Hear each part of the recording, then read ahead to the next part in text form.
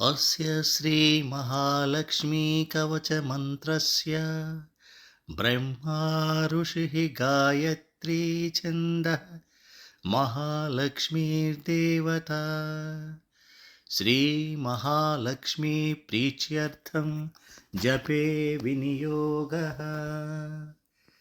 इन्द्र उवाच समस्तकवचानां तु तेजस्वी कवचोत्तमम् आत्मरक्षणम् आरोग्यं सत्यं त्वं ब्रूहि गीष्पते।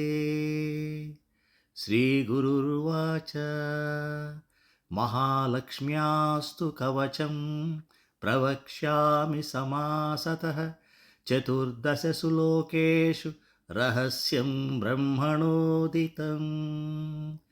ब्रह्म उवाच शिरो मे विष्णुपत्नी च ललाटममृतोद्भवा चक्षुषी सुविशालाक्षी श्रवणे सागराम्बुजा। घ्राणं पातु वरारोहा जिह्वा माम्नाय रूपिणी मुखं पातु महालक्ष्मीः कण्ठं वैकुण्ठवासिनी। स्कन्धौ मे जानकी पातु भुजौ भार्गवनन्दिनी बाहू द्वौ द्रविणी पातु करौ हरिवराङ्गना।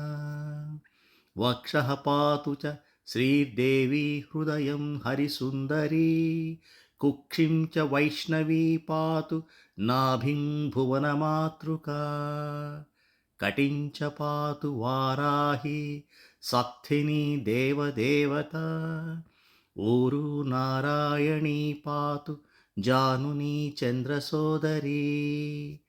इन्दिरा पातु जङ्घे मे पादौ भक्तनमस्कृता।